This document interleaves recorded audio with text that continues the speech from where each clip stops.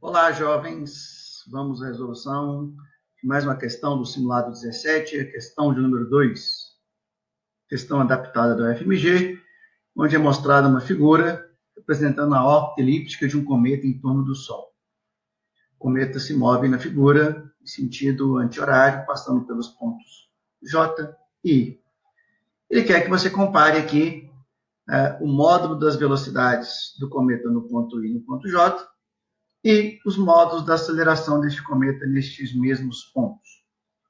Para fazer a comparação da velocidade, a gente pode usar a segunda lei de Kepler, que diz que o segmento imaginário que liga o astro ao Sol varre áreas iguais em tempos iguais. Uma consequência da segunda lei de Kepler é o fato da velocidade ser máxima no periélio, no ponto I, e ser mínima no afélio, ponto J.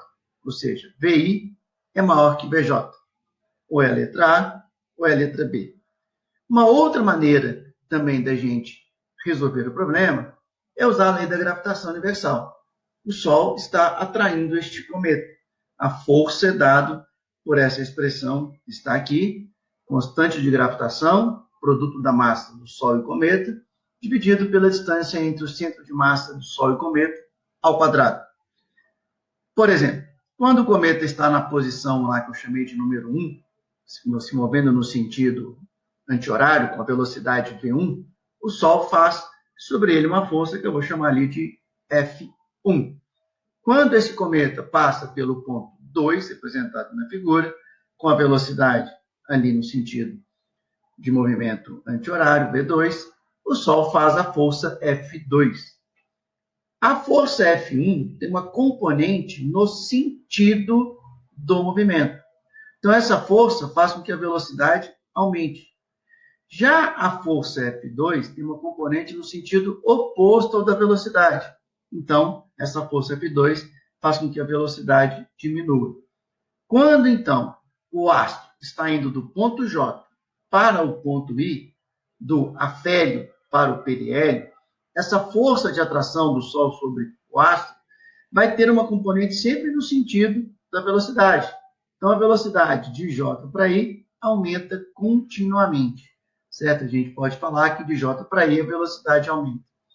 Quando ele vai de I para J, a força de atração do Sol sobre o astro tem uma componente sempre contrária à velocidade, então, de I para J, a velocidade sempre diminui. Se ela aumenta de J para I diminui de I para J, no ponto I é onde a velocidade vai ser máxima e no ponto J, onde vai ser mínima. Lembrando que no ponto I e no ponto J, essa força não tem componente, a força que o Sol exerce sobre o cometa, não tem componente tangencial. Então, no ponto I e J só tem aceleração centrípeta, não tem aceleração na direção da velocidade. Bom, e para a gente determinar a relação entre as acelerações? Vamos usar a segunda lei de Newton, que diz que a força resultante sobre um objeto é a massa dele vezes a aceleração.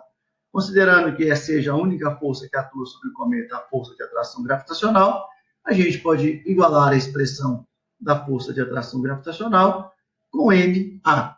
E aí a gente cancela ali naquela expressão a massa do cometa e a aceleração vai ser dado pela aceleração gravitacional, pela constante gravitacional, vezes a massa do Sol, dividido pela distância entre o cometa e o Sol ao quadrado.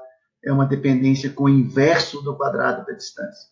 Bom, a gente pode perceber que quanto maior a distância, menor a aceleração. Então, no ponto J, a aceleração vai ser menor.